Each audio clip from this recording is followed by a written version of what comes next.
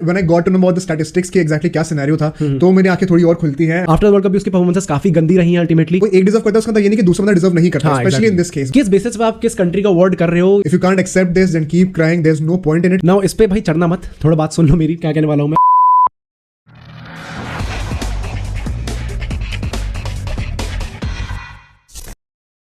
Hey guys, welcome back to Bro Sports. Let's all find games. This is Mohit And this is Aditya. और भाई FIFA award ceremony हो चुकी है, सारे awards बढ़ चुके हैं, बट एज यूजुअल बहुत कंट्रोवर्शियल विनर्स थे, बहुत कंट्रोवर्शियल डिसीजंस थे। तो आज हर अवार्ड को ब्रेक डाउन करते हैं, लेट्स सी कि क्या प्रॉब्लम थी। Let's begin. तो भाई स्टार्ट करते हैं बेस्ट गोलकीपर अवार्ड से। बहुत ज्यादा इस चीज पे कंट्रोवर्शियल होने वाली है क्योंकि सारे अर्जेंटीनियन फैंस और सारे मेसी फैंस चढ़ जाएंगे मुझ पे कि भाई उसे मिलना चाहिए था, नहीं मिलना चाहिए था। तो भाई तुम्हें क्या लगता है? देखो, as an Argentinian fan and as a Messi fan, I am very happy कि उसको मिल गया है। Right. But when I got to know about the statistics कि exactly क्या सिनेरियो था, तो मेरी आंखें थोड़ी और खुलती हैं and I have kind of become a neutral about this. Right. तो क्या स्टार्ट है exactly? भाई जैसा आप लोग स्क्रीन पे देख सकते हैं, Livakovic who was the goalkeeper for Croatia, literally her start में वो मार्टिनेज से आ गया है। तो किस बेसिस पे उसको नॉमिनेट भी नहीं किया गया टॉप 3 के लिए, एंड देन किस बेसिस पे मार्टिनेज को अल्टीमेटली नॉमिनेट कर दिया गया टॉप 3 के लिए। इस पे भी वही बात होगी, भाई जीत गया इसलिए कर दिया गया। बट मेरा पॉइंट वही है कि यार अगर आप सिर्फ वर्ल्ड कप के बेसिस पे ले रहे हो देन फिर लिवाकोविच को मिलना चाहिए था। अगर आप ओवरऑल देख रहे हो तो फिर कोर्तो को मिलना चाहिए था, क्योंकि ओवरऑल देखें तो भाई एस्टन विला के लिए Martinez has not been the same guy he was for Argentina, whether it be before the world cup और आफ्टर द वर्ल्ड कप। तो भाई मतलब फिर किस बेसिस पे दे रहे हो तुम लोग अवार्ड? मतलब भाई मेरे को लगता है कि पर्सनली लिवाकोविच का example, because he was not in the top 3, मुझे नहीं पता कि कितना उसको रखना चाहिए in contention. But as compared to Bono and Courtois, जब जो कि एक्चुअली टॉप 3 में है, उसमें से मुझे लगता है कि हाँ कोर्तुआ के लिए एक चांस बन सकता था, बिकॉज पूरे साल को अगर देखा जा रहा है देन ऑब्वियसली इससे वर्ल्ड कप की बात नहीं होगी। बट नेचुरली यार I have seen this time and again कि वर्ल्ड कप जैसे टूर्नामेंट्स को, इंटरनेशनल टूर्नामेंट्स को हमेशा सिग्निफिकेंस मिलती है, be it in 2018 for Modric और be it in 2021 for Messi.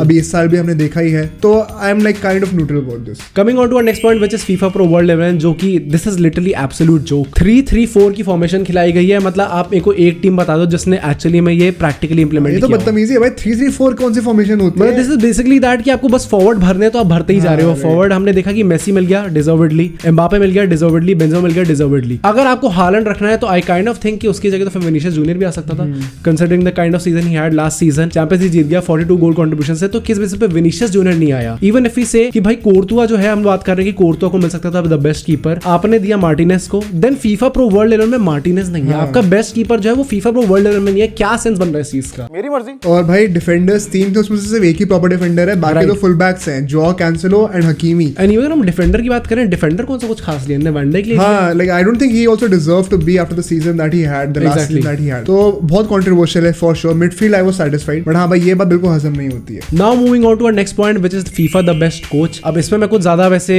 Fiery चीज नहीं बोलूंगा, क्योंकि स्केलोनी का काइंड ऑफ अग्री कि उसे देना चाहिए था, क्योंकि winning the world cup with Argentina is definitely a big deal. But मेरा ना इसमें बस आर्गुमेंट ये है कि एंसेलोटी को और क्या करना है जीतने के लिए। ही वन द चैंपियंस लीग जीत गया, तो अल्टीमेटली दोनों काइंड ऑफ डिजर्व करते हैं। अब इसमें मेरे को ये लगता है कि जैसे हम कह रहे हैं कि एंसेलोटी जीत सकता था, वो वर्ल्ड कप खेल ही नहीं सकता, तो फिर कैसे जीतेगा? इसमें ही ना काउंटर आर्गुमेंट स्केलोनी के लिए भी बनेगी कि भाई वो वर्ल्ड कप ही खेल सकता है, तो वो और किस तरीके से जीत ही नहीं सकता, खेलेगा नहीं। एग्जैक्टली। इसलिए मुझे लगता है कि जो आदमी ये कह रहा है ना कि एंसेलोटी को मिलना चाहिए था, स्केलोनी को नहीं मिलना चाहिए था, वो क्राई बेबी है भाई, रोते रहो।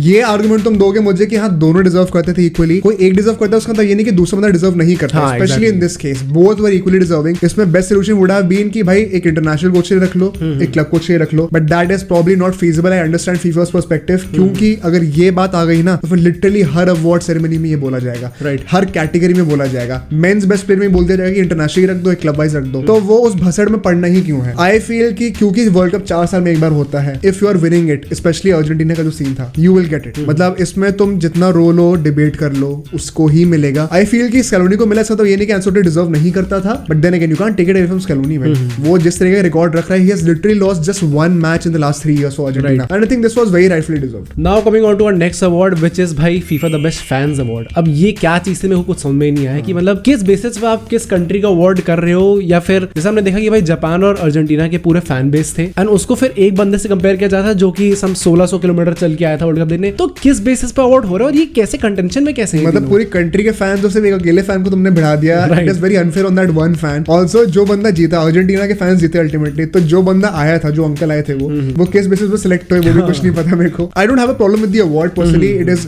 अ better way to interact with the fans, to acknowledge them. तो अच्छा ही इंसेंटिव था ये. बट हाँ, मेट्रिक्स क्या था एग्जैक्टली वो समझ में नहीं है. अब बात करते हैं पुस्कास अवार्ड की. नाउ इस पे भाई चढ़ना मत, थोड़ा बात सुन लो मेरी, क्या कहने वाला हूं मैं. देखो, गोल जो मारा उसने बहुत ही तगड़ा था definitely, but the thing is कि इसमें हम लोग हर चीज को काउंट कर रहे हैं. लाइक जो डिसेबल्ड है उनको भी काउंट कर रहे हैं, वुमेन्स फुटबॉल को भी काउंट कर रहे हैं, मेंस फुटबॉल को भी काउंट कर रहे हैं. आई थिंक इस चीज में थोड़ा फीजिबल है कि हम सेपरेट अवार्ड रखें हर चीज के लिए, क्योंकि भाई अगर आप मेंस और वुमेन्स का अलग अलग अवार्ड दे सकते हो तो फिर इसमें क्यों नहीं? तुम कितना भी कंट्रोवर्शियल कह लो, कितना भी कह लो कि ये इंक्लूसिव है, ये जो भी है, I feel you have to have different categories for different place. Men's के लिए अलग रखो, वुमेन्स के लिए अलग रखो. डिसेबल कैटेगरी में भी वुमेन्स और मेंस का अगर होंगे तो दोनों को अलग रख दो.